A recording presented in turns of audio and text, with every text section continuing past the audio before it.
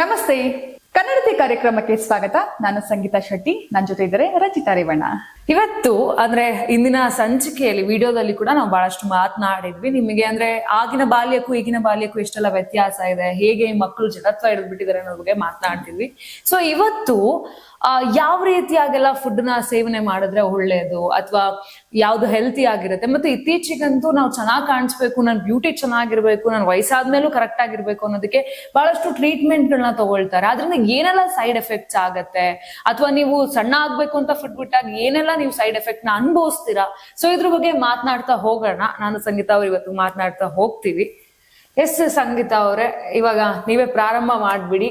ಯಾಕೆಂತ ಹೇಳಿದ್ರೆ ನಾನು ಆಗ್ಲೇ ಮಾತಿನ ಪ್ರಾರಂಭದಲ್ಲೂ ಕೂಡ ಹೇಳಿದೆ, ಇತ್ತೀಚಿನ ಯುವತಿಯರಲ್ಲಿ ಎಸ್ಪೆಷಲಿ ಅಥವಾ ಯುವಕರಲ್ಲಿ ಇಬ್ರು ಸ್ಕಿನ್ ಕೇರ್ ಅನ್ನೋದನ್ನ ಅಷ್ಟ್ ಮಾಡ್ತಾ ಇದ್ದಾರೆ. ಬಟ್ ಏನ್ ಮಾಡ್ತಾರೆ ಅಂತ ಹೇಳಿದ್ರೆ ಯಾವ್ದೋ ವಿಡಿಯೋನ ನೋಡ್ತಾರೆ. ಈಗ ರೀಲ್ಸ್ ಅಲ್ಲಿ ಬರುವಂತ ವಿಡಿಯೋಸ್ ನ ನೋಡುವಂಥದ್ದು, ತಡಿ ಇದು ರೆಮಿಡಿ ಟ್ರೈ ಮಾಡ್ಬೇಡ ಅಂತ ಮಾಡ್ತಾರೆ. ಬಟ್ ಎಷ್ಟು ಎಫೆಕ್ಟ್ ಆಗುತ್ತೆ ಅದೆಲ್ಲ. ಈಗ ನಿಮಗೆ ಅದು ರಿಸಲ್ಟ್ ಕೊಡ್ಬೋದು, ಬಟ್ ಆದ್ರೆ ನೀವು ಏಜ್ ಆಗ್ತಾ ಒಂದು 40 ಆಗ್ತೋ 45 ಆಗ್ತಾನೋ ಎಷ್ಟು ಎಫೆಕ್ಟ್ ಆಗುತ್ತೆ ಅಂದ್ರೆ ನಿಮ್ಮ ಸ್ಕಿನ್ ಏನಿರುತ್ತೆ ಅದು ಸುಂಗ್ ಬರ್ತಾ ಹೋಗುತ್ತೆ. ಮತ್ತು ಈ ರೀತಿಯಾಗಿ ಔಷಧಿಗಳನ್ನ ತೆಗೆದುಕೊಳ್ಳುವಂಥದ್ದು, ನಾನು ಸಣ್ಣ ಆಗ್ಬೇಕು ಅಂತ ಯಾವ್ದೋ ಮಾತ್ರೆ ನುಂಗದು, ಏನೋ ಕುಡಿಯೋದು, ಇದೆಲ್ಲ ಮಾಡೋದ್ರಿಂದ ಏನಾಗುತ್ತೆ ಅಂತ ಹೇಳಿದ್ರೆ ಬಹಳಷ್ಟು ಎಫೆಕ್ಟ್ ಕೂಡ ಆಗ್ತಾ ಬರುತ್ತೆ. ಇದಕ್ಕೆ ಎಕ್ಸಾಂಪಲ್ ಅನ್ನಂತೆ ಶರೀಫಾ ಜರಿವಾಲ ಅವರು ಮೊನ್ನೆ ಆಗಿತ್ತು ಕನ್ನಡದಲ್ಲಿ ಹುಡುಗರು ಫಿಲಂ, ಹೌದು, ಪುನೀತ್ ರಾಜ್ಕುಮಾರ್ ಮಾಡಿದಾರಲ್ಲ, ಅದರಲ್ಲಿ ಆ ಸಾಂಗ್ ಅಲ್ಲಿ ನಾಂಬೋರ್ಡ್ ಅದು ಸಾಂಗ್ ನೋಡಿದ್ರೆ ಗೊತ್ತಾಗುತ್ತೆ ಅದರಲ್ಲಿ ಇದಾರೆ ಎಷ್ಟು ಚೆನ್ನಾಗಿ. ಶಫಾಲಿ ಜರಿವಾಲ, ಹೌದು, ಎಷ್ಟು ಫಿಟ್ನೆಸ್ ಫ್ರೀಕ್ ಆಗಿದ್ರು. ಜೂನ್ 27 ಮಿಡ್ ನೈಟ್ ಅದು ಕೊನೆಯ ಕ್ಷಣಗಳು, ಆ ದಿನ ಕಳೆದಿದ್ದವರು ಯಾರು ಅನ್ಕೊಂಡಿರ್ಲಿಲ್ಲ. ನೋಡಿದ್ರೆ ಎಷ್ಟು ಸಣ್ಣ ಇದಾರೆ ಅನ್ಸುತ್ತಲ್ಲ. ಅಂಡ್ ಮೋರ್ ಓವರ್ ಅವ್ರು ಎಷ್ಟು ವ್ಯಾಯಾಮ ಮಾಡ್ತಾ ಇದ್ರು, ಡೈಲಿ ಯೋಗ ಮಾಡ್ತಾ ಇದ್ರು, ಹೌದು, ಡಯಟ್ ಫಾಲೋ ಮಾಡ್ತಾ ಇದ್ರು, ಒಂದು ದಿನಕ್ಕೂ ಕೂಡ ಮಿಸ್ ಮಾಡಿರ್ಲಿಲ್ಲ. ಬಟ್ ಆದ್ರೆ ಕೆಲವು ವದಂತಿಗಳು ಕೂಡ ಬಂತು. ಏನಂತ ಹೇಳಿದ್ರೆ ಶರೀಫಾ ಜರಿವಾಲ ಅವರು ಟ್ರೀಟ್ಮೆಂಟ್ ತಗೊಳ್ತಾ ಇದ್ರು. ಹೌದು, ಅದಕ್ಕೆ ಪೂರಕವಾಗಿ ನಾವ್ ಅದೆಷ್ಟು ನಿಜ ಅಥವಾ ಸುಳ್ಳಿದೆಯೋ ನಮಗ್ ಗೊತ್ತಿಲ್ಲ. ಯಾಕಂದ್ರೆ ಅದು ಇನ್ವೆಸ್ಟಿಗೇಷನ್ ಕರೆಕ್ಟ್ ಆಗಿ ಪೊಲೀಸರು ನಮ್ಗೆ ಹೇಳಿ ಕೊಡ್ಬೇಕು. ಆದ್ರೆ ಒಂದು ನಿಜದ ವಿಚಾರ ಅಂದ್ರೆ ಅವ್ರ ಮನೆಯಲ್ಲಿ, ಅಂದ್ರೆ ಮುಂಬೈನ ಹಂದೇರಿಯಲ್ಲಿ ಅವ್ರ ಮನೆ ಇದೆ ಅಲ್ವಾ, ಅಲ್ಲಿ ಅವರು ಸಾವಾದ್ಮೇಲೆ ಅವ್ರನ್ನ ಹಾಸ್ಪಿಟಲ್ ತಗೊಂಡ್ ಹೋಗ್ತಾರೆ. ಸೊ ಏನಾಯ್ತು ಎತ್ತಾಯ್ತು ಅಂತ ಪೊಲೀಸರು ಮತ್ತೆ ಫೊರೆನ್ಸಿಕ್ ಲ್ಯಾಬ್ ಅವರು ವಿಧಿವಿಜ್ಞಾನ ಪ್ರಯೋಗಗಳ ಟೀಮ್ ಏನಿರುತ್ತೆ ಅವ್ರು ಹೋಗ್ತಾರೆ. ಅವ್ರ ಮನೇಲಿ ಸರ್ಚ್ ಮಾಡಿದಾಗ ಅವರಿಗೆ ಕೆಲವೊಂದು ಸೌಂದರ್ಯ ವರ್ಧಕ ಮಾತ್ರೆಗಳು ಸಿಗುತ್ತೆ. ಅವ್ರ ಒಂದು ಏನೋ ಬ್ಯಾಗ್ ಅಲ್ಲೋ ಅಥವಾ ಏನೋ ಪೆಟ್ಟಿಗೆ ಅಂತ ಹೇಳಿದ್ರು, ಬಾಕ್ಸ್ ಇಟ್ಟಿದ್ರಂತೆ. ಸೊ ಸಿಕ್ಕಿದೆ ಅಂದ್ರೆ ಚರ್ಮನ ಗ್ಲೋ ಮಾಡ, ಸ್ಕಿನ್ ಗ್ಲೋ. ಮತ್ತೆ ಅದೆಲ್ಲ ನಮ್ಗೆ ನ್ಯಾಚುರಲ್. ಈಗ ನೋಡಿ, ನೀವು ಕೂಡ ಎಷ್ಟು ನನಗಿಂತ ಕಲರ್ ಇದ್ರ, ಅದು ನ್ಯಾಚುರಲ್. ಆಕ್ಚುಲಿ ನಾವು ಹುಡ್ತಾಗ ದೇವ್ರು ಕೊಟ್ಬಿಟ್ಟಿರ್ತಾನೆ. ಸೊ ಅವ್ರವ್ರ ಪಾದಕ್ಕೆ ಇಷ್ಟಿಷ್ಟು ಕಲರ್ ಬಂದಿದೆ ಅಂತ ದೇವ್ರು ಕೊಟ್ಟಿರ್ತಾನೆ. ಸೊ ಹಾಗಾಗಿರ್ತೀವಿ, ಅದನ್ನ ನಾವು ಚೇಂಜ್ ಮಾಡ್ಕೊಳ್ಬಹುದು. ಪ್ರಕೃತಿಯ ವಿರುದ್ಧವಾಗಿ ನಾವು ಯಾವಾಗ ನಡೆಯುತ್ತೀವೋ ಅವಾಗ ನಮ್ಗೆ ಏನಾರು ಅಪಾಯ ತಪ್ಪಿದ್ದಲ್ಲ, ಫಿಕ್ಸ್ ಅದು. ಮತ್ತೆ ಕೆಲವೊಂದು ಮಾತ್ರೆಗಳು, ವಿಟಮಿನ್ ಮಾತ್ರೆಗಳೆಲ್ಲ ಸಿಕ್ಕಿದೆಯಂತೆ. ಅಂದ್ರೆ ಅವ್ರ ಕುಟುಂಬದವ್ರು ಹೇಳ್ತಾರೆ, ಡಾಕ್ಟರ್ ರೆಫರ್ ಮಾಡಿದ್ದಾರೆ, ಅದಕ್ಕೆ ತಗೊಂತಾ ಇದೀನಿ. ಡಾಕ್ಟರ್ ಏನ್ ದೇವ್ರ? ಆಮೇಲೆ ಇನ್ನೊಂದ್ ಏನಾಗತ್ತೆ ಅಂದ್ರೆ, ಈಗ ನೀವು ಹೋಗ್ತೀರಾ, ಈಗ ನಾವೇ ಪಿಂಪಲ್ಸ್ ಇದೆ ಏನೋ ಅಂತ ಅಂದಾಗ ಅವರು ಟ್ರೀಟ್ಮೆಂಟ್ ಕೊಡಲ್ಲ ಅಂತ ಆಬ್ವಿಯಸ್ಲಿ ಕಳ್ಸಲ್ಲ. ನಾವೀಗ ಅವಶ್ಯಕತೆ ಇರೋದಾಗ ಆಬ್ವಿಯಸ್ಲಿ ಕೊಡ್ತೀರಾ. ಹೋಗೋ ಅಂತವ್ರು ನೀವು ತಪ್ಪು ಮಾಡ್ತಾ ಇದ್ದೀರಾ. ಡಾಕ್ಟರ್ಸ್ ನಾವು ಬ್ಲೇಮ್ ಮಾಡಕ್ಕಾಗಲ್ಲ, ಬಿಕಾಸ್ ಅವ್ರು ಕೇಳ್ತಾರೆ, ಅವ್ರು ಸಜೆಸ್ಟ್ ಮಾಡ್ಲೇಬೇಕು, ಏನೋ ಮಾಡ್ತಾರೆ. ಇಲ್ಲ, ಕೆಲವ್ರಿಗೆ ಪಾಸಿಟಿವ್ ಆಗಿ ರಿಸಲ್ಟ್ ಸಿಗ್ಬಹುದು, ಆದ್ರೆ ಮ್ಯಾಕ್ಸಿಮಮ್ ಜನಕ್ಕೆ ಸಿಗೋದಿಲ್ಲ. ನಾವು ಎಷ್ಟೊಂದು ನಟಿಯನ್ನ ಎಕ್ಸಾಂಪಲ್ ಕೊಡ್ಬೋದು. ಕೆಲವೊಂದ್ಸಲ ಏನೋ ಇಂಜೆಕ್ಟ್ ಮಾಡ್ಕೊಳಕ್ ಹೋಗ್ತಾರೆ, ತುಟಿನೇ ಊದಿರುತ್ತೆ, ಮುಖ ಊದಿರುತ್ತೆ, ಲಿಪ್ ಫಿಲ್ಲರ್ ಮಾಡಿಸೋದು, ಬಾಟೆಕ್ಸ್ ಮಾಡಿಸೋದು, ಅಷ್ಟು ಡೇಂಜರ್. ಎಲ್ಲ ಹೀರೋಯಿನ್ಸ್ ಮಾಡಿಸ್ತಾರೆ. ಕೆಲವೊಂದ್ಸಲ ಮೊದಲನೇ ಸಲ ಟ್ರೀಟ್ಮೆಂಟ್ ತಗೊಂಡಾಗ ಅದು ವರ್ಕೌಟ್ ಆಗಿರುತ್ತೆ, ಬಟ್ ಎರಡನೇ ಸಲಿಂದ ನೆಗೆಟಿವ್ ಎಫೆಕ್ಟ್ ಕಾಡುತ್ತೆ. ಹೌದು, ಮತ್ತೆ ವಯಸ್ಸಾಗ್ತಾ ಅದು ನಮ್ಗೆ ಆ ಸ್ಕಿನ್. ಕನ್ನಡದಲ್ಲೂ ತುಂಬಾ ಜನ ನಟಿಯರು ತಗೊಂಡಿದ್ದಾರೆ ಅಂತ ಕೇಳ್ಪಟ್ಟಿದ್ದೀನಿ. ಬಟ್ ಯಾರು ಕೂಡ ಎದುರಿಗೆ ಬಂದು ಹೇಳಲ್ಲ, ನಾವ್ ಹಿಂಗ್ ಮಾಡಿಸ್ಕೋತೀವಿ, ಯಾಕಂದ್ರೆ ಬ್ಯೂಟಿ ಸೀಕ್ರೆಟ್ ಅಲ್ಲ, ಬಿಟ್ಕೊಳಕ್ಕಾಗಲ್ವಲ್ಲ.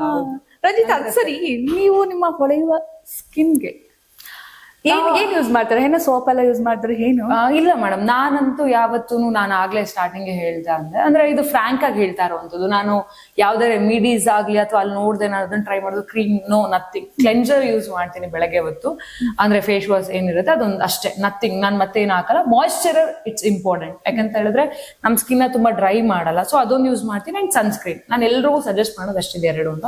ನಾನು ಅದು ಬಿಟ್ಟರೆ ಬೇರೆ ಏನು ಹಾಕಲ್ಲ.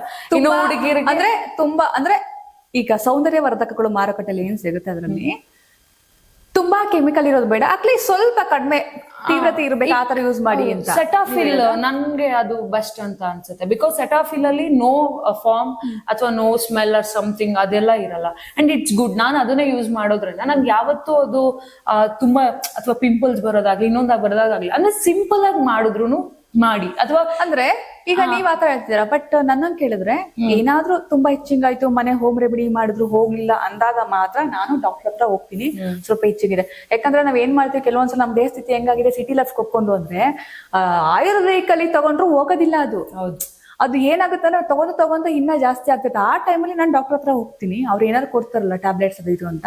ಜಸ್ಟ್ ನನ್ಗೆ ಏನಾದ್ರು ಸ್ಕಿನ್ ಇಚ್ಚಿಂಗ್ ಆಯ್ತು ಅನ್ಕೊಳ್ಳಿ, ಹೋಗ್ತೀನಿ, ಅವ್ರು ಕೊಡ್ತಾರೆ ಒಂದ್ ಕೋರ್ಸ್ ನಮ್ಗೆ ಅಂತ. ನಾನು 2 ದಿನ ಹೋಯ್ತಾ ಸೊ ನಿಲ್ಲಿಸ್ಬಿಡ್ತೀನಿ. ಹೌದು, ಸೊ ಅದ್ಯಾಗ ತಗೊಳಕ್ ಹೋಗ್ಬಾರ್ದು. ಅಂದ್ರೆ ನಾ ಹೇಳೋಂಥದ್ದು ಇವಾಗ ನೀವು ಹೇಳಿದ್ರಿ ನಿಮ್ಗೆ ಎಲ್ಲಾರು ಇಚ್ಚಿಂಗ್ ಆಯ್ತು ಹೋಗಿದ್ರೆ ನೀವು ಕೂಡ ಹೋಗಿ. ಅಂದ್ರೆ ಈಗ ಏನಾದ್ರೂ ನಿಮಗೆ ಚಿಕ್ಕ ಪ್ರಾಬ್ಲಮ್ ಆಯ್ತಾ ಹೋಗಿ, ಇಟ್ಸ್ ನಾಟ್ ರಾಂಗ್. ಬಟ್ ಆದ್ರೆ ಅತಿಯಾದ ನಂಬಿಕೆ ಅತಿಯಾದ್ರೆ ಅಮೃತ ವಿಷ ಅಂತ ಹೇಳ್ತಾರೆ. ಸೊ ಅದಕ್ಕೇನೆ ಅದನ್ನ ಏನೇ ತಗೊಂಡ್ರು ಲಿಮಿಟ್ ಆಗಿ ತಗೊಳ್ಳಿ. ಇದಕ್ಕಿಂತ ಬೆಸ್ಟ್ ಈಗ ನೀವ್ ಹೇಳಿದ್ರಲ್ಲ ಕೆಮಿಕಲ್ ಯುಕ್ತ ಬರುತ್ತಾ, ಇದಕ್ಕಿಂತ ಬೆಸ್ಟ್ ಕ್ರೀಮ್ ಗಳಲ್ಲಿ ಏನ್ ಗೊತ್ತಾ, ಮತ್ತೆ ಸೋಪ್ ಗಳು ಯೂಸ್ ಮಾಡೋ ಕಡಲೆ ಹಿಟ್ಟು.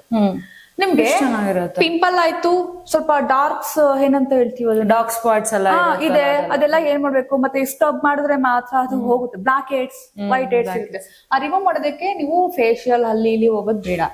ಮನೇಲಿ ಕಡಲೆ ಹಿಟ್ಟು ಇರುತ್ತೆ, ನೀವು ಬೋಂಡಾ ಮಾಡೋದಕ್ಕೆಲ್ಲ ತರ್ತಾ ಇರ್ತಾರ, ಕಡಲೆ ಹಿಟ್ಟು ತಗೊಳ್ಳಿ, ಅದಕ್ಕೆ ನಿಂಬೆ ರಸ ಹಾಕೊಳ್ಳಿ ಅಷ್ಟೇ. ನಿಂಬೆ ರಸ ಹಾಕೊಂಡು ನೀರೇನ್ ಮಿಕ್ಸ್ ಮಾಡ್ಬಿಡಿ, ನಿಂಬೆ ರಸ ಹಾಕೊಂಡು ಮಿಕ್ಸ್ ಮಾಡ್ಕೊಂಡು ನೀಟಾಗಿ ಜಸ್ಟ್ ಸ್ಕ್ರಬ್ ಮಾಡಿ. ನೀವು ಒಂದ್ಸಲ ಮಾಡಿ ನೋಡಿ, ರಿಸಲ್ಟ್ ಸಿಕ್ಕೇ ಸಿಗುತ್ತೆ.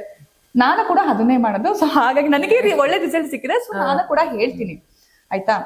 ಮತ್ತೆ ನಿಮ್ಗೆ ಹೇರ್ಸ್ ಇತ್ತು, ಅರಿಶಿನ ಪುಡಿ ಹಾಕಿ, ಸ್ವಲ್ಪ ಒಂಚೂರು ಮುಖ ಸ್ಕಿನ್ ಆಗ್ಬೇಕು, ಅದಕ್ಕೆ ಸ್ವಲ್ಪ ಹಾಲ್ ಬೇಡ, ಹಾಲಿಂಕೆನೆ ಹಾಕೊಡಿ. ಹಾಲಿಂಕೆನೆ ಹಾಕಿದ್ರೆ ಸಾಕು, ತೆಳ್ಳಗಾಗ್ಬಿಡುತ್ತೆ. ನೀವು ಹಾಲ್ ಹಾಕ್ತಾ ಹೋದ್ರೆ ಏನಾಗುತ್ತೆ, ಫುಲ್ ತೆಳ್ಳಗಾಗ್ಬಿಡುತ್ತೆ. ಇಷ್ಟ ಮಾಡಿ ಹಚ್ಕೊಳ್ಳಿ.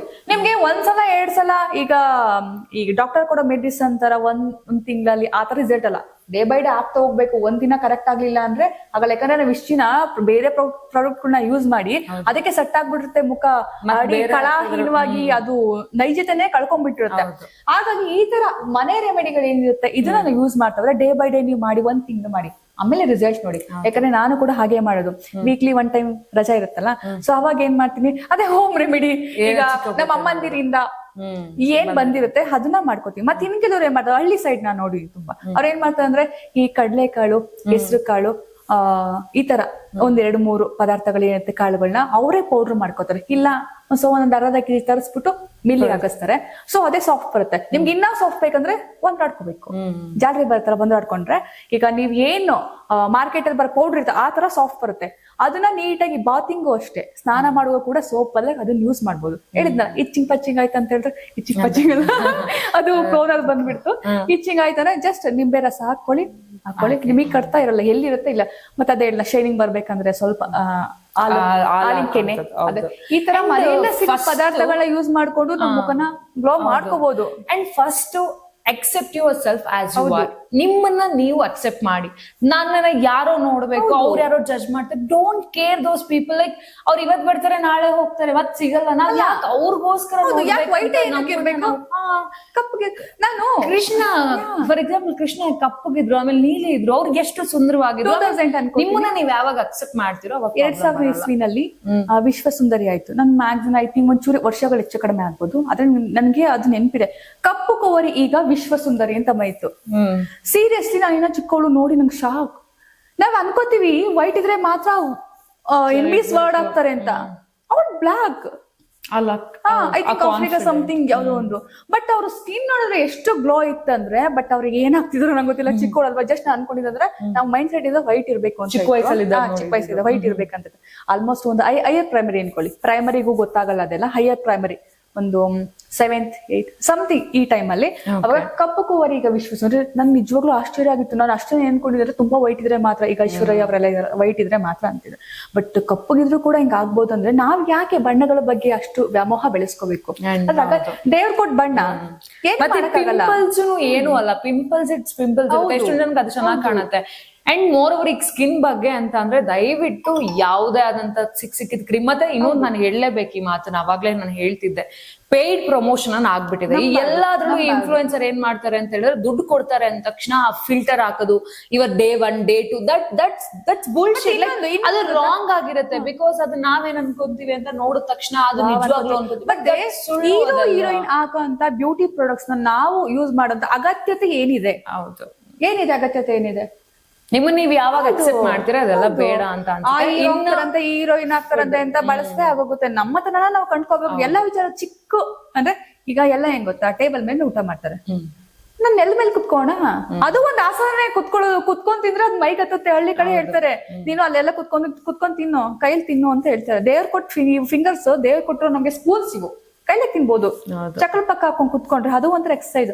ನಾವೇನ್ ಮಾಡ್ತೀವಿ, ಶೋಕಿನ ಚೇರ್ ಮೇಲೆ ಕುತ್ಕೋತೀವ, ಸೊ ಹೊಟ್ಟೆ ಬಗ್ಗದಿಲ್ಲ ಅಂತ ಹೇಳ್ಬಿಟ್ಟು ಚಕ್ರ ಪಕ್ಕ ಕುತ್ಕೊಂಡಾಗ ಅದು ಹೊಟ್ಟೆಗೆ ಈ ಕಾಲುಗಳಿಗೆ ಎಕ್ಸರ್ಸೈಸ್ ಆಗುತ್ತೆ. ಸೊ ನಾವ್ ಹಿರಿಯರ್ ಏನ್ ಕೊಟ್ಟಿದ್ರೆ ಅದನ್ನ ಮಾಡ್ಕೊಂಡು ಹೋದ್ರೆ ಸಾಕು, ನಮ್ಮ ಹೆಲ್ತ್ ತುಂಬಾ ಚೆನ್ನಾಗಿರುತ್ತೆ. ಒಂದು ಸ್ಕಿನ್ಗೆ ನೀವು ನೈಸರ್ಗಿಕವಾಗಿ ಟ್ರೈ ಮಾಡಿ, ಬೇಡ ಅಂತ ಹೇಳೋದಿಲ್ಲ, ಯಾವ್ದು ಹೆಲ್ತಿ ಆಗಿರುತ್ತೆ. ಇವಾಗ ನಮ್ಗೆ ಗೊತ್ತಿರೋಂಗೆ ಕೊರಿಯನ್ ಫೇಸ್ ಕೂಡ ಬಹಳಷ್ಟು ಫೇಮಸ್ ಆಗ್ತದೆ. ಅಂದ್ರೆ ರೈಸ್ ಪೌಡರ್ ಏನಿರುತ್ತೆ ಅದಕ್ಕೆ ಹಾಲು ಅಥವಾ ನೀರ್ ಹಾಕೋ ಅಥವಾ ದಟ್ಸ್ ಗುಡ್, ಅದನ್ನ ಬೇಡ ಅನ್ನಲ್ಲ. ಬಟ್ ಆದ್ರೆ ನಿಮಗೆ ಎಫೆಕ್ಟ್ ಆಗುವಂತ ಯಾವ ಕೆಲ್ಸನೂ ಮಾಡ್ಬೇಡಿ. ಇನ್ನೊಂದು ಇದು ಸ್ಕಿನ್ ಆಯ್ತು ಅಂದ್ರೆ ಇನ್ನೊಂದು ನೆಕ್ಸ್ಟ್ ನಾವು ಡಯಟ್ ಮಾತಾಡ್ಲೇಬೇಕು. ಬಿಕಾಸ್ ಇತ್ತೀಚಿನ ದಿನಗಳಲ್ಲಿ ಏನಾಗ್ಬಿಟ್ಟಿದೆ ಅಂತ ಹೇಳಿದ್ರೆ ಎಷ್ಟೊಂದ್ ಜನ ಪ್ರಾಣ ಕಳ್ಕೊತಾ ಇದಾರೆ, ಹೃದಯಘಾತದಿಂದ ಸಾಯ್ತಾರೆ. ಓನ್ಲಿ ಬಿಕಾಸ್ ನಾನು ಸಣ್ಣ ಆಗ್ಬೇಕು, ನಾನು ಡಯಟ್ ಮಾಡ್ಬೇಕು ಅಂತ ಫುಡ್ ಎಲ್ಲ ಬಿಟ್ಬಿಡೋದು.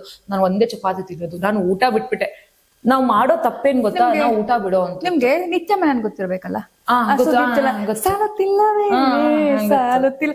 ಅವರು ಒಂದು ಇಂಟರ್ವ್ಯೂ ನಲ್ಲಿ ಹೇಳ್ಕೊಂಡಿದ್ದಾರೆ, ನಾನು ದಪ್ಪ ಇದ್ದೀನಿ, ನೋಡಕ್ಕೂ ಮೀಡಿಯಂ ಆಗಿದ್ದೀನಿ. ಎಲ್ಲ ಹೀರೋಯಿನ್ಸ್ ಹಂಗಿರ್ತಾರೆ, ಸೊಂಟ ನೋಡ್ತಿದ್ದಾರೆ ಎಲ್ರು ವಾವ್ ಏನಪ್ಪ. ಈ ಶಿಲ್ಪಾ ಶೆಟ್ಟಿ ತರ ಎಲ್ರು ಮೇಂಟೈನ್ ಮಾಡಕ್ ಆಗೋದಿಲ್ಲ. ಅವರು ವ್ಯಾಯಾಮ ಅಂದ್ರೆ ಯೋಗ ಮಾಡ್ತಾರೆ, ಎಷ್ಟು ಯೋಗ ಮಾಡ್ತಾರೆ ಅವರು. ನಮ್ಮ ದೀರ್ಘಾಯುಷ್ಯಕ್ಕೆ ದೀರ್ಘಕಾಲ ಆರೋಗ್ಯನ ಕಾಪಾಡ್ಕೊಳ್ಳೋಕೆ ಯೋಗ ಅಂಡ್ ಫುಡ್ ಅಲ್ಲೂ ಕೂಡ ನೀವು ಅಷ್ಟೇ ನಾನು ಹೇಳ್ದಂಗೆ ಫುಡ್ ನ ಬಿಡುವಂತದ್ದು ಮಾಡೋದು ನಿತ್ಯ ಮೇನನ್ ಹೇಳ್ತಿದ್ದಾರೆ. ಮುಗಿಸ್ಬಿಡ್ತೀನಿ ನಿತ್ಯ ಮೇನನ್. ಅವ್ರು ಹೇಳ್ಕೊಂಡಿದ್ದಾರೆ, ನನಗೆ ಗೊತ್ತಿಲ್ಲ ಎಷ್ಟು ದಪ್ಪ ಇದ್ದೀನಿ, ಮತ್ತೆ ಚಬ್ಬಿ ಮುಖ ಎಲ್ಲ ಇದೆ, ಇನ್ನಾದ್ರೂ ನಾನು ಹೀರೋಯಿನ್ ಆಗ್ತೀನಿ, ನನ್ನ ಈ ತರ ಸ್ವೀಕರಿಸ್ತಾರೆ ಜನಗಳು ಅಂತ ಗೊತ್ತಿಲ್ಲ. Best example. ದಪ್ಪ ಇದ್ರು ಕೂಡ ಅದು ಇಂಜರಿಕೆ ಆಗ್ಬಾರ್ದು, ಬಟ್ ಟ್ಯಾಲೆಂಟ್ ಅವ್ರ ಲಕ್ ಇತ್ತು, ಟ್ಯಾಲೆಂಟ್ ಇದೆ. ಯಾಕೆ 99% ಶ್ರಮ ಹಾಕಿ 1% ಅವ್ರು ಲಕ್ ಇರ್ಬೇಕು. ಲಕ್ ಇಲ್ಲ ಅಂದ್ರೆ ಲಕ್ ಮತ್ತೆ ಶ್ರಮ ಎರಡು ಇರ್ಬೇಕು ಅಲ್ವಾ. ಜಸ್ಟ್ ಎಕ್ಸಾಂಪಲ್ ನಿತ್ಯ ಮೆನನ್ ಅವರೇ ಹೇಳ್ಕೊಂಡಿದ್ದಾರೆ. ಸೊ ನೀವು ಅದನ್ನ ಅರ್ಥ ಮಾಡ್ಕೊಬೇಕಾಗತ್ತೆ. ಮತ್ತೆ ಕೂದಲುಗಳಿಗೆ ಶಾಂಪೂ ಅದು ನನ್ನ ಅಜ್ಜಿ ಅಂದ್ರೆ ಇವಾಗ ಸ್ವಲ್ಪ ನಡೆದಾಡೋಕ್ ಆಗೋದಿಲ್ಲ, ತೀರಾ ವಯಸ್ಸಾಗಿದೆ. ಅವರು ಸ್ವಲ್ಪ ನಡೆದಾಡ್ತೀನಿ ಅನ್ನೋವರೆಗೂ ತೋಟಗಳ ಕಡೆ ಹೋಗಿ ಹಂಟ್ವಾಳಕಾಯಿ, ಸೀಗೆಕಾಯಿ ಅವ್ರ ತಲೆ ಸ್ನಾನ ಮಾಡುವಾಗ ತಂದು ಹರಿಯೋರು. ನಾನೇ ನನ್ ಕಣ್ಣಾರೆ ನೋಡಿ. ಈಗಲೂ ನಮ್ಮಮ್ಮ ಸೀಗೆಕಾಯಿ ಪೌಡರ್ ಹಾಕೊಂಡೆ ಅವ್ರು ಹಾಕೋದು. ಅವ್ರ ಶಾಂಪೂ ಇವತ್ತು ನಾನು ಸಿಟಿಲ್ ಅಲ್ವಾ, ಎಲ್ಲಿ ಅಂಟ್ವಾಳಕಾಯಿ ತರ್ಲಿ, ನನ್ನ ಸಿಗಿ ಲೈಫ್ ಅಲ್ಲಿ ಹಾಗಲ್ಲ. ಅಂದ್ರೆ ನಾನು ಶಾಂಪೂ ಯೂಸ್ ಮಾಡ್ತೀನಿ, ಬಟ್ ಆದ್ರೆ ಶೈನಿಂಗ್ ಬರುತ್ತೆ, ಉದ್ದ ಬೆಳೆಯುತ್ತೆ ಅಂತ ಹೇಳ್ತಲ್ಲ, ಆತರ ಎಲ್ಲ ಒಂದ್ ನಾರ್ಮಲ್ ಏನೋ ಹೋಗ್ತೀನಿ. ಅಂದ್ರೆ ಒಂದು ನಂಬಿಕೆಗೆ ನನಗೆ ಯಾವ್ದು ಅರ್ಹ ಅನ್ಸುತ್ತೆ ಆ ಬ್ರಾಂಡ್ ಒಂದ್ ಸೆಲೆಕ್ಟ್ ಮಾಡ್ಕೊಂಡು ತರ್ತೀನಿ, ಹಾಕೋತೀನಿ. ಅದ್ ಬಿಟ್ಟು ಅವ್ರು ಅದ್ ಹೇಳಿದ್ರು ಇದ್ ಹೇಳಿದ್ರು, ನಮ್ಗೆ ಏನ್ ಹಾಕಿದ್ರು ನಮ್ಮ ಏನು ತಲೆನಲ್ಲಿ ಬೆಳೆಯುವಂತ ಇದಿರ್ಬೇಕಷ್ಟೇ. ಏನ್ ಹೇಳ್ತೀವಿ, ಕ್ವಾಲಿಟೀಸ್ ಇರ್ಬೇಕು. ಅವಾಗ ಅವರು ಮುಖಕ್ಕೂ ಅಥವಾ ಕೂದ್ಲಿಗೆ ಒಂದೇನೋ ಹೇಳಿದ್ರೆ, ನೀವ್ ಆಚೆ ಹಚ್ಚುವಂಥದ್ದು ಅಥವಾ ಕೂದ್ಲಿಗೇನೋ ಹಾಕಿದ್ರೆ ಬರಲ್ಲ. ನೀವು ಫುಡ್ ಅಲ್ಲಿ ಮೇನ್ ಫುಡ್ ಇಸ್ ಎವ್ರಿಥಿಂಗ್. ನೀವು ಫುಡ್ ಅಲ್ಲಿ ಯಾವಾಗ ಕಂಟ್ರೋಲ್ ಮಾಡ್ತಿರೋ ಅಥವಾ ಒಳ್ಳೊಳ್ಳೆ ಫುಡ್ ನ ತಿಂತಿರೋ ಅವಾಗ ಆಟೋಮೆಟಿಕ್ ಆಗಿ ಪಿಜ್ಜಾ ಬರ್ಗರ್ ಅಂತ ಹೋಗ್ತಾರೆ. ನಿಮ್ಗೆ ಯಾವ ತರ ಫ್ರೂಟ್ಸ್ ಬೇಕು, ಸೀಸನಲ್ ಫ್ರೂಟ್ಸ್ ಬೇಕಾ ಅಥವಾ ವರ್ಷ ಇಡೀ ದಿನ ಇರುವಂತಹ ಫ್ರೂಟ್ಸ್ ಬೇಕಾ, ತಿನ್ನಿ. ಎಷ್ಟು ಈಗ ನಿಮ್ಗೆ ಹಂಗೂ ಬಾಯಿ ರುಚಿ ನಿಲ್ಲಿಲ್ವಾ, ಮನೆಲ್ಲ ಮಾಡ್ಕೊಳ್ಳಿ. ಮನೇಲಿ ಏನ್ ಸಿಗಲ್ಲ, ಅಮ್ಮ ಕೇಳಿದ್ರೆ ಏನ್ ಸ್ನಾಕ್ಸ್ ಮಾಡ್ಕೊಡಲ್ವಾ? ನಾವ್ ಕೇಳಿದ್ರೆ ತಡ, ನಾವ್ ಆಫೀಸಿಂದ ಹೋಗೋಷ್ಟು ರೆಡಿ ಮಾಡಿ ಇಟ್ಟಿರ್ತಾರೆ ಅವರು ತಿನ್ನಮ್ಮ ಅಂತ ಅಲ್ವಾ. ವೆರೈಟಿ ಮಾಡ್ಕೊಡ್ತಾರೆ. ಹಿಂದಿನಿಂದ ನಮ್ಮ ಅಜ್ಜಿನ ಅಮ್ಮ ಏನ್ ಹೇಳ್ಕೊಂಡು ಅದು ತಿಂದ್ರೆ ಸಾಕು. ಮಂತ್ಲಿಗೆ ಒಂದ್ಸಲ ತಿನ್ನೋದು, ಡೈಲಿ ಅದನ್ನ ತಿನ್ನುವಂತ ತರಕಾರಿಗಳು. ಹೌದು, ತರಕಾರಿ ಮತ್ತೆ ಕಾಳುಗಳು ತಿನ್ನುವಂಥದ್ದು ಬಹಳಷ್ಟು. ಮೊಳಕೆ ಕಾಳುಗಳು ಅದೆಲ್ಲ ತಿನ್ಬೋದು. ಅಕಸ್ಮಾತ್ ನಮ್ಗೆ ಬಿಸಿ ಟೈಮ್ ಅಲ್ಲಿ ಮಾಡ್ಕೊಳಕ್ ಆಗಲ್ಲ, ಹಾಸ್ಟೆಲ್ ಪಿಜಿ ಇರ್ತೀವಿ ಅಂದ್ರೆ ದುಡ್ಗೆ ಇವಾಗ ಮಾರ್ತಾರೆ ಎಷ್ಟೊಂದ್ಸಲ ಮೊಳಕೆ ಕಟ್ಟಿದ ಕಾಳುಗಳು. ನೀವು ಮಾರ್ಕೆಟ್ಗೆ ಹೋದ್ರೆ ಸಾಕು, ಏನ್ ಸಿಗಲ್ಲ ಹೇಳಿ. ಒಂದ್ ಮಾಲ್ಗೆ ಹೋದ್ರೆ ಅಥವಾ ಅಂಗಡಿಗೆ ಹೋದ್ರೆ ಏನ್ ಸಿಗಲ್ಲ, ಎಲ್ಲವೂ ಸಿಗುತ್ತೆ. ಅಲ್ವಾ. ಅದನ್ನ ಒಟ್ಟಲ್ಲಿ ನಾವ್ ಏನ್ ಹೇಳೋದಂದ್ರೆ ಹೆಲ್ತಿ ಲೈಫ್ ಸ್ಟೈಲ್ಗೆ ಹೆಲ್ತಿ ಫುಡ್ ಬೇಕು, ಹೆಲ್ತಿ ಡಯಟ್ ಬೇಕು. ಡಯಟ್ ಅಂದ್ರೆ ನೀವು ಊಟ ತಿಂಡಿ ಎಲ್ಲ ಬಿಟ್ಬಿಟ್ಟು ಮಾಡೋದಲ್ಲ, ಅದಕ್ಕೊಂದು ಆಹಾರ ಕ್ರಮ ಅಂತ ಇರುತ್ತೆ. ಅದು ನಮ್ಮ ಬಾಡಿಗೆ ಏನ್ ಸೆಟ್ ಆಗುತ್ತೆ ಅಂತ ನಾವೇ ಕಲ್ತ್ಕೋಬೇಕು, ಯಾರೋ ಬಂದ್ ಹೇಳಲ್ಲ. ಡಾಕ್ಟರ್ ಏನಂತ ಗೊತ್ತಾ, ಅವರು ಕರೆಕ್ಟ್ ಸಜೆಸ್ಟ್ ಮಾಡ್ತಾರೆ. ಅವ್ರು ಹೇಳೋದು ಕೆಲವರಿಗೆ ಆಗುತ್ತೆ, ಕೆಲವರಿಗೆ ಸೆಟ್ ಆಗೋದಿಲ್ಲ. ಸೊ ಹಂಗಾಗಿ ಈಗ ನಮ್ಮ ಬಾಡಿ ಯಾವ ತರ ಕೆಲಸ ಮಾಡುತ್ತೆ, ಯಾವ ತರ ಮಾತ್ ಕೇಳುತ್ತೆ ಅನ್ನೋದು ನಮಗ್ ಮಾತ್ರ ಗೊತ್ತಿರುತ್ತೆ ಅಲ್ವಾ. ಹಾಗಾಗಿ ನಮ್ಮ ಬಾಡಿಗೆ ಏನ್ ಬೇಕು ಅದನ್ನ ಮಾತ್ರ ಹೇಳ್ತಾ ಆಗಿರೋ ತಗೊಂಡ್ರೆ ಬೆಸ್ಟ್ ಅಂತ ನನ್ನ ಪ್ರಕಾರ ಅನ್ಸುತ್ತೆ. ಸೊ ಈಗ ಆಲ್ರೆಡಿ ಇಷ್ಟು ಮಾಹಿತಿ ಕೊಟ್ಟಿದೀವಿ ಅಂತ ಅನ್ಕೊಂತೀವಿ, ಬಟ್ ಹೇಳದ್ ಒಂದೇನೆ, ನೀವು ಏನೇ ಮಾಡಿದ್ರು ಅದನ್ನ ಹೆಲ್ದಿಯಾಗಿ ಮಾಡಿ ಅಂಡ್ ನೈಸರ್ಗಿಕವಾಗಿ ಮಾಡಿ. ಅಂಡ್ ಫಸ್ಟ್ ಆಫ್ ಆಲ್ ನಾನು ಎಲ್ರಿಗೂ ಹೇಳುವಂತದ್ದು, ನೋಡಿದ್ದೆಲ್ಲ ನಂಬೇಡಿ. ನೋಡಿ ಕೇಳಿದ್ದು ಸುಳ್ಳಾಗಬಹುದು, ನೋಡಿದ್ದು ಸುಳ್ಳಾಗಬಹುದು. ನಿಜವನ್ನ ಅರ್ಥ ಆಗ್ಲಿ ಅದೇನು ಅಂತ ಪ್ರಪಂಚ ಏನು ಮುಳುಗೋಗಲ್ಲ. ಹೌದು, ನೀವು ಕಪ್ಪಗಿದ್ದೀರಾ ದಪ್ಪ ಆಗಿದ್ದೀರಾ ನೋ ಮ್ಯಾಟರ್. ಇಷ್ಟ ಆದವ್ರಿಗೆ ನಾವ್ ಯಾವ ತರ ಇದ್ರು ಇಷ್ಟ ಆಗ್ತೀವಿ. ಇಷ್ಟ ಆಗಿಲ್ಲ ಅಂದ್ರೆ ಚೆನ್ನಾಗ್ ತಿನ್ನಿ, ಚೆನ್ನಾಗ್ ಎಕ್ಸರ್ಸೈಸ್ ಮಾಡಿ. ಟೈಮ್ ಆಗ್ಲಿಲ್ಲ ಅಲ್ಲ, ಟೈಮ್ ನಾವ್ ಮಾಡ್ಕೋಬೇಕು ಅಷ್ಟೇ. ನಾವ್ ಸೋಮಾರಿಗಳಾಗಿರೋದ್ರಿಂದ ಬೆಳಿಗ್ಗೆ ಚಂದ ಟೈಮ್ ಮಾಡ್ಕೊಳಕ್ ಆಗಲ್ಲ. ಟೈಮ್ ಮಾಡ್ಕೊಂಡ್ರೆ ಎಕ್ಸರ್ಸೈಸ್ ಮಾಡ್ಬೋದು, ಹೆಲ್ತಿ ಡಯಟ್ ಕೂಡ ಫಾಲೋ ಮಾಡ್ಬೋದು. ಅಕ್ಸೆಪ್ಟೆನ್ಸ್ ಇಸ್ ತುಂಬಾ ಇಂಪಾರ್ಟೆಂಟ್ ಅಂತ ಅನ್ಸುತ್ತೆ. ಅದನ್ನ ಮಾಡಿ ಅಂಡ್ ನೋಡಿದೆಲ್ಲಾನು ನಂಬೇಡಿ, ಎಲ್ಲಾನು ಟ್ರೈ ಮಾಡಕ್ ಹೋಗ್ಬೇಡಿ. ಹೆಲ್ದಿಯಾಗಿ ಟ್ರೈ ಮಾಡಿ. ನಾವು ಕೆಲವೊಂದು ಟಿಪ್ಸ್ ಕೂಡ ಕೊಟ್ಟಿದೀವಿ. ಸೊ ಮತ್ತೆ ಹೇಳ್ತಾ ಇದ್ರೆ ಜಾಸ್ತಿ ಮಾತಾಗ್ತಿರತ್ತೆ. ಬೇಕಷ್ಟಿನಿ, ಹಣ್ಣು ತರಕಾರಿಗಳನ್ನ ಯಥೇಚ್ಛವಾಗಿ ತಿನ್ನಿ. Food is everything. ಹೌದು, ಈ ಫುಡ್ ತಿನ್ನೋದ್ರಿಂದ ಸ್ಕಿನ್ ಚೆನ್ನಾಗಾಗುತ್ತೆ. ಇನ್ನೊಂದು ಪಾಯಿಂಟ್ ನಾನು ಹೇಳಕ್ ಇಷ್ಟಪಡ್ತೀನಿ ಅಂದ್ರೆ, ಇವಾಗ ಹೇಳ್ತಾರೆ ಆ ಹಣ್ಣು ತಿಂದ್ರೆ ಹೀಟು, ಈ ಹಣ್ಣು ತಿಂದ್ರೆ ಹೀಟು, ಅದೆಲ್ಲ ನಂಬ್ಲೇಬೇಡಿ. ನೀವು ಕರೆಕ್ಟ್ ಡೈಟಿಷಿಯನ್ಸ್ ಹೋಗಿ ಕೇಳಿದ್ರೆ ಸೀಸನ್ ಆಗಿ ಏನ್ ಬರುತ್ತೆ ಆ ಹಣ್ಣೆಲ್ಲ ತಿನ್ನಿ ಅಂತ ಹೇಳ್ತಾರೆ. ಸೀರಿಯಸ್ಲಿ. ಮತ್ತೆ ಈಗ ಯಾರು ಡಯಟ್ ಬೇಡಪ್ಪ, ನಮ್ಮ ಅಮ್ಮನೇ ನಮ್ಗೆ ಡಯಟ್, ಯಾಕಂದ್ರೆ ನಮ್ಗೆ ಏನ್ ತಿನ್ಬೇಕು ಬೇಡ ಚಿಕ್ಕ ವಯಸ್ಸಿಂದ ಯಾರು ಕಳ್ಸಿರ್ತಾರೆ? ಅಮ್ಮ, ನಮ್ ತಂದೆ ತಾಯಿದಿರು, ನಮ್ ಸುತ್ತಮುತ್ತ ಪರಿಸರ ನೋಡಿ ಕಲ್ತ್ಕೊಂಡಿರ್ತೀವಿ. ಡಯಟ್ ಕಾನ್ಸೆಪ್ಟ್ ಬಂದಿರೋದೇ ಈಗ. ಆಗಿನ ಕಾಲದವ್ರು ಯಾರು ಡಯಟ್ ಅಂತ ಮಾಡಿ. ಈಗ ಮತ್ತೆ ಇನ್ನೊಂದು, ಈಗ ಸೊಂಟ ನೋವಾಗ್ತಾ ಇರುತ್ತೆ, ಕುತ್ಕೊಂಡ್ ಸೊಂಟ ನೋವು. ಅದಕ್ಕೆ ಏನ್ ಮಾಡ್ಬೇಕು? ಮೆಂತೆನಲ್ಲಿ ನಿಮ್ಗೆ ಹಂಗೆ ತಿನ್ನಕಲ್ಲ, ಕಹಿ ಬರುತ್ತೆ. ಮೆಂತೆ ಮುದ್ದೆ ಮಾಡ್ಕೊಂಡ್ ತಿನ್ನಿ. ರಾಗಿ ಮುದ್ದೆ ತಿನ್ನಿ. ರಾಗಿ ಮುದ್ದೆ, ಸೊಪ್ಪು, ತರಕಾರಿ, ಪಾಲಕ್ ಸೊಪ್ಪು ತಿನ್ನಿ. ಅಲ್ಲಿ ಕಬ್ಬಿನಾಂಶ ಇರುತ್ತೆ. ಸಬ್ಸಿಗೆ ಸೊಪ್ಪು ಅಂತ ನಾವ್ ಹೇಳ್ತೀವಿ. ನೀವೇನ್ ಹೇಳ್ತಾ ಹಂಗೆ ತಾನೆ? ಸಬ್ಸಿಗೆ ಸೊಪ್ಪು ಅದೆಲ್ಲ ತಿನ್ನಿ. ಮೆಂತೆ ತಿನ್ನಿ, ಪಾಲಕ್, ಇದೆಲ್ಲ ನಮ್ಗೆ ಹೆವಿ ಪ್ರೋಟೀನ್. ಹೌದು ಅಲ್ವಾ. ಚಿಕನ್ ತಿನ್ನೋರೇನ ತಿನ್ಕೋತಾರೆ, ನಾವೇನ್ ಮಾಡ್ಬೇಕು ಹೇಳಿ? ಸೊಪ್ಪು ತರಕಾರಿಗಳ ತಿನ್ಬೇಕು. ಸೊ ಯಾವ ಹೆಲ್ತಿಯಾಗಿ ಇರಿ. ನೀವೆಲ್ಲಾನು ನಿಮ್ ಹೆಲ್ತ್ ನಿಮ್ ಕೈಲಿ ಇರತ್ತೆ. ನಿಮ್ಗೆ ಇವಾಗ ನಂಗೆ ಅನ್ಸ್ಬೋದು ಅದನ್ನ ಟ್ರೈ ಮಾಡಿದಾಗ ನಾನು ಚೆನ್ನಾಗಿ ಕಾಣಿಸ್ತಾ ಇದೀನಿ ಅಥವಾ ನಾನು ಸಣ್ಣ ಇದೀನಿ ಅಂತ. ಬಟ್ ಆದ್ರೆ ನಿಮಗೆ ಏಜ್ ಆಗ್ತಾ ಅದು ಸಖತ್ ಎಫೆಕ್ಟ್ ಆಗುತ್ತೆ. ನಿಮಗೆ ಗೊತ್ತೇ ಆಗಿರಲ್ಲ. ಎಷ್ಟೊಂದು ಸಲ ಅದು ಕೂಡ ನಿಮ್ಮ ಹೃದಯಘಾತಕ ಆಗಿರ್ಬೋದು ಅಥವಾ ಕಾರ್ಡಿಯಕ್ ಅರೆಸ್ಟ್ ಆಗಿರ್ಬೋದು. ಇದಕ್ಕೆಲ್ಲವೂ ಕೂಡ ಕಾರಣ ಆಗುತ್ತೆ. ಫುಡ್ ನ ಬಿಡುವಂತದ್ ಮಾಡ್ಬೇಡಿ. ಅದಕ್ಕೆ ಧ್ಯಾನ ಮಾಡಿ. ಮೆಡಿಟೇಷನ್. ಹೌದು, ಮೆಡಿಟೇಷನ್ ನೀವು ಅಂದ್ರೆ ಮೆಡಿಟೇಟ್ ಮಾಡಿದಾಗ ಏನಾಗುತ್ತೆ ಅಂತ ಅಂದ್ರೆ ನಿಮಗೆ ಆ ಶಾಂತತೆ ಬರುತ್ತೆ, ಆ ಒತ್ತಡ ಕಮ್ಮಿ ಆಗುತ್ತೆ. ನಿಮ್ಮನ್ನ ನೀವು ಕಂಟ್ರೋಲ್ ಅಲ್ಲಿ ಇಟ್ಕೊಂತೀರಾ. ಮಾತ್ರೆಗಳು ಎಲ್ಲ ಅವಾಯ್ಡ್ ಮಾಡಿ. ಎಸ್ಪೆಷಲಿ ಸಣ್ಣ ಆಗೋದಕ್ಕೆ ಮುಖ ಚೆನ್ನಾಗಿ ಕಾಣಬೇಕು ಅಂದ್ಬಿಟ್ಟು ಏನೇನೋ ಫಿಲ್ ಮಾಡ್ಸೋದು ಅಥವಾ ಸುಮ್ನೆ ಸಿಕ್ಕಿ ಟ್ಯಾಬ್ಲೆಟ್ ಗಳನ್ನ ತಗೊಳ್ಳೋಂಥದ್ದು, ಇದನ್ನ ದಯವಿಟ್ಟು ಮಾಡ್ಬೇಡಿ. ನಿಮ್ಮ ಹೆಲ್ತ್ ನ ನೀವೇ ಹಾಳು ಮಾಡ್ಕೊಂತ ಇದ್ರೆ ಅಂಡ್ ಮೋರ್ ಓವರ್ ನಿಮ್ಮ ಜೀವಿತಾವಧಿ ಏನಿದೆ ಅದನ್ನ ನೀವೇ ಕಮ್ಮಿ ಮಾಡ್ಕೊಳ್ತಾ ಹೋಗ್ತೀರಾ ಅಂತಾನೆ ಹೇಳ್ಬೋದು. ಇದೇ ತರ ಮತ್ತಷ್ಟು ಬೇರೆ ಬೇರೆ ವಿಚಾರಗಳಿಗೆ ಮಾಹಿತಿನ ನಾವು ಯಾವಾಗ್ಲೂ ಕೂಡ ಕೊಡ್ತಾ ಇರ್ತೀವಿ. ವಿ ಹೋಪ್ ಲೈಕ್ ಈ ವಿಡಿಯೋದಲ್ಲಿ ನಿಮಗೆ ಕೆಲವೊಂದು ಮಾಹಿತಿಗಳನ್ನ ಕೊಟ್ಟಿದ್ದೀವಿ ಅಂತಾನು ಕೂಡ ಅನ್ಕೊಂಡಿದೀವಿ. ಸೊ ಹೀಗೆ ನೋಡ್ತಾ ಇರಿ ಕನ್ನಡತಿ. ನಾನ್ ರಂಜಿತಾ ಜೊತೆ ಸಂಗೀತ.